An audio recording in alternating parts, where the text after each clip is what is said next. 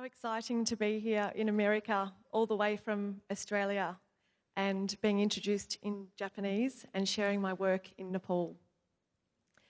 Today I'd like to share my story about starting an organisation called 7 Women in Nepal. It's not about where we're from, it's about living our passion.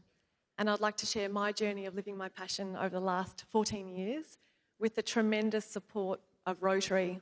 Rotary International and Rotary clubs all over the world have supported me in my journey. My journey actually began in 2 Aboriginal communities. Being Australian, I had the opportunity to live in 2 different Indigenous communities. And one of the women from those communities created this rug. She knitted it herself.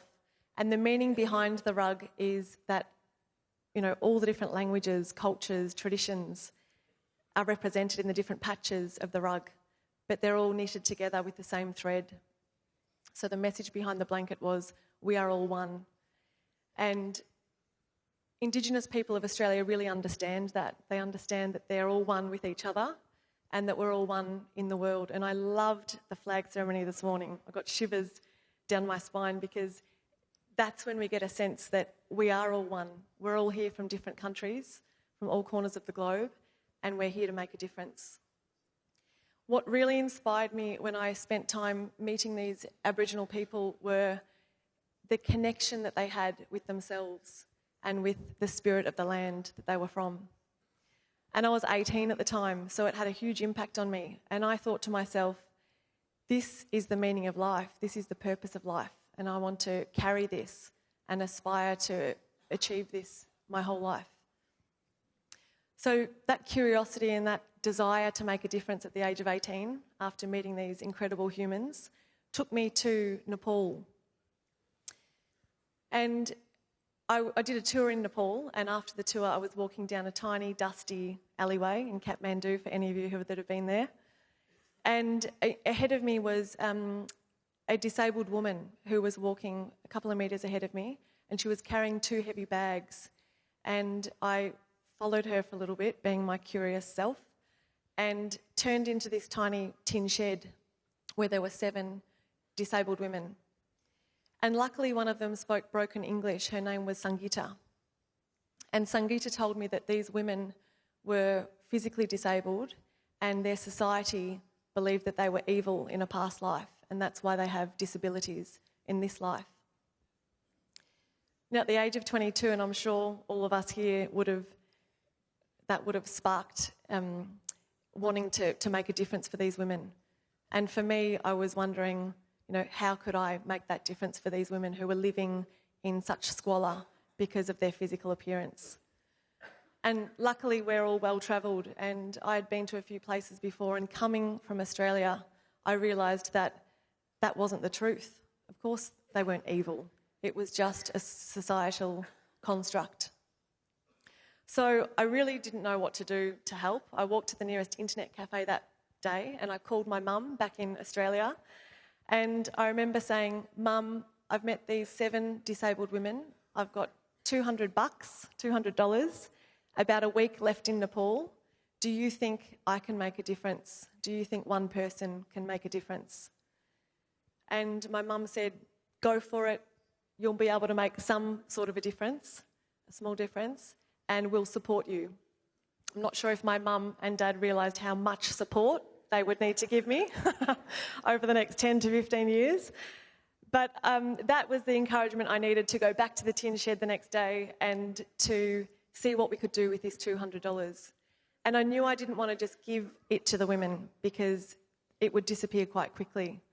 So we decided that we would hire 2 trainers to come and train the women in skills so that they could produce products and I could sell them back in Australia. I didn't realise how challenging that was going to be. I thought the women would make products and I'd take them home, sell them, and I'd send the money back to at least build them a proper shelter to live in.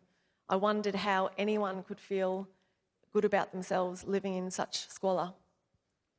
So I brought the initial products back to Australia and I had my first fundraising event, invited my family and friends, and everyone left at the end of that night and said, "Happy to donate, but keep the products."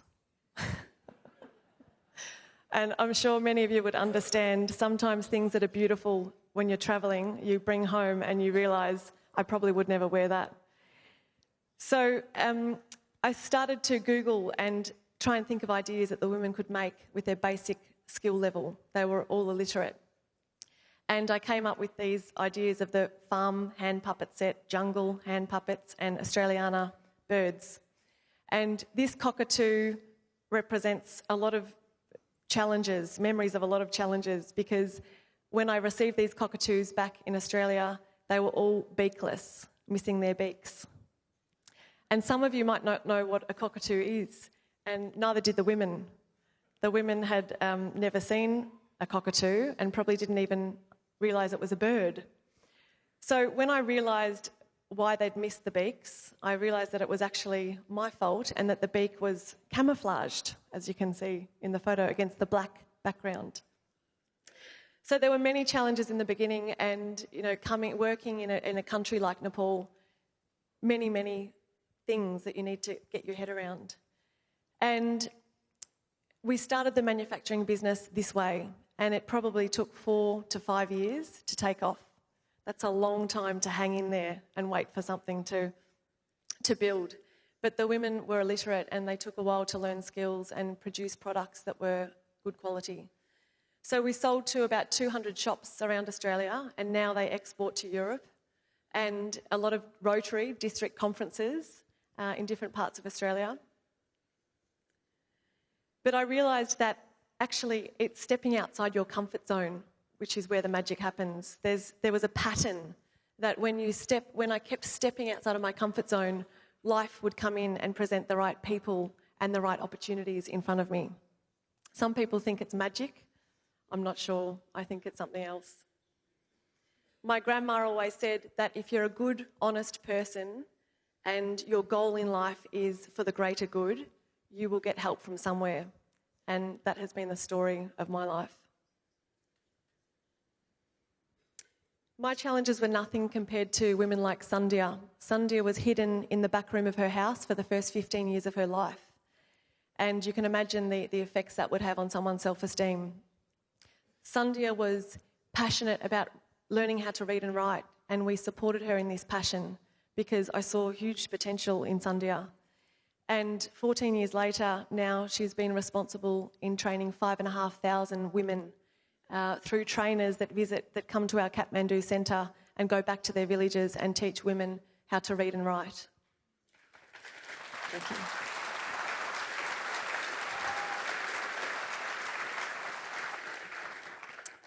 And I think we all know in Rotary, this is what's possible when you see someone's potential and you work to draw that out in people.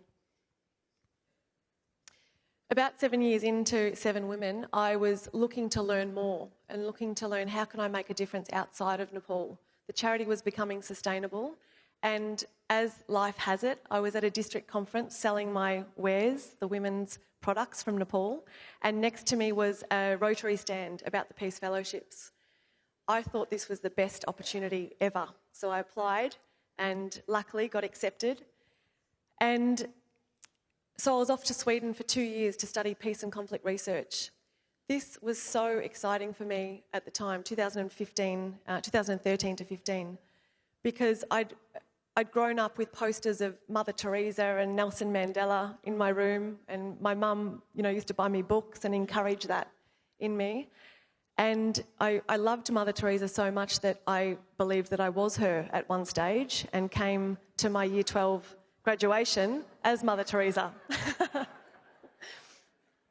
My friends were begging me to come as she-devils so I could fit into the group, but I said, no, I'm coming as Mother Teresa, and my costume was handmade. When I was in Sweden, our first speaker was Kofi Annan. Incredible speakers, incredible access, incredible global network that we met over there with other fellow students. But I did get a little bit disillusioned because maybe I was naive in my younger years, but I thought the reason why the world is the way it is because people hadn't found the solutions yet. So I wanted to be part of the solution, and I wanted to do my studies in this area to see how I could make a bigger difference. And I realised when I did the Peace Fellowship that actually, learning about political systems in the world and learning about leaders and even the UN, it's actually up to leaders, it's up to us to step outside of our comfort zones and pursue an idea. And, it takes a lot of courage, but when you step out with an idea to make a difference, there are so many people that are willing to help. And you guys know this better than anybody being in Rotary. And, being in Rotary, we have a huge responsibility to do that because we've got a huge network behind us that will support us. But this quote comes to mind, and it's a very basic one, but it's very profound. Our world today is a direct reflection of our collective consciousness. I don't know if you understand that quote. Our world today is a direct reflection of the mentality of the people in our world. So we've got a long way to go. When I got back from Sweden, I was wondering what's next. And I wanted to make more of a difference. The charity in Nepal was being led by a great team.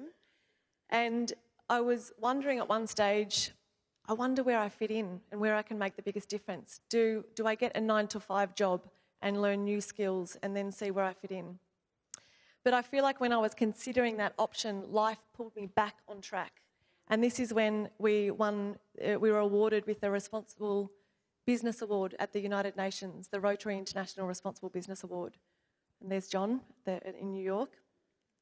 And that re-energised me and re-inspired me. And around that time, we won awards in Estonia, in Bahrain. Never imagined going to Bahrain, let alone winning an award in Bahrain.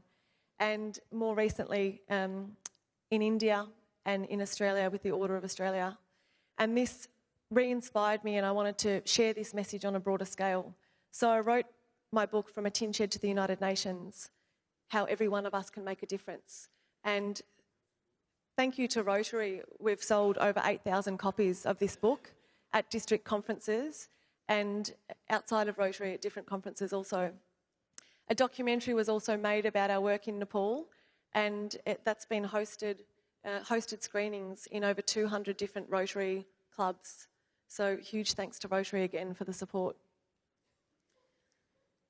So we were wondering at that stage, how do we make Seven Women sustainable? So how do we create local income as well as importing the products to Australia and exporting them to Europe? So it was our country director, Anita, who said, why don't we teach our traditional Nepali dish, dal bhat, rice and curry. And so we started these cooking classes, and I was bringing groups over to Nepal. I do tours, 7 to 8 Rotary tours every year, and bringing groups over to use them as test pilots. Are these cooking classes valuable to visitors? And the cooking classes took off. So now every day at the centre in Kathmandu, we have about 150 international visitors on some days coming to do cooking classes from these women. And this not only gives us a local income, but it builds the women's confidence and their self-esteem, their English language, and trains them in a different area other than manufacturing, also in hospitality and culinary skills. Thank you.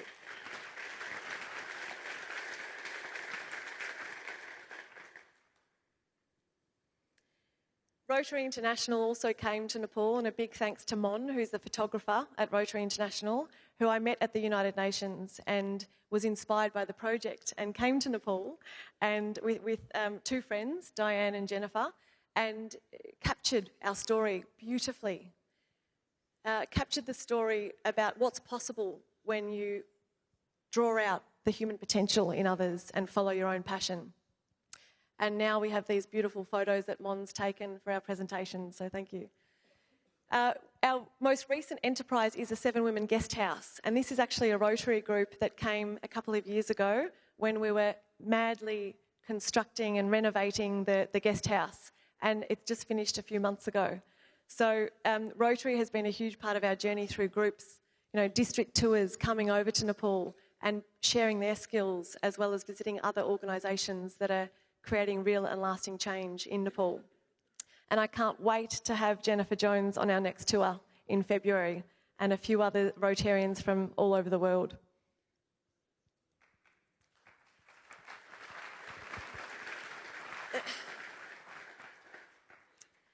So I'd like to finally share the other incredible opportunity I've had through Rotary is meeting different people from across the world and speaking at district conferences from across the world as well, places that I never imagined travelling to. But one of the women who I met through Rotary is Susan Morris. And Susan is one of those people that have changed the trajectory of my life. Susan is a geologist by background, and Susan discovered oil in Belize. And I saw that someone was from Belize this morning, so you might know Susan. But Susan has reinvested all of the profits from this oil company back into the community. And meeting her led me to a 10-day seminar in the Bahamas, and it absolutely changed my life. The seminar was about understanding the mind and tapping into our human potential. And Susan founded her oil company on this seminar and has implemented the international award-winning model from that seminar in her oil business. And she actually used it to tap into her intuition to find exactly where the oil was in Belize. An extraordinary story that's recently been written up in Forbes magazine. And I'm happy to share more after with anyone that's interested.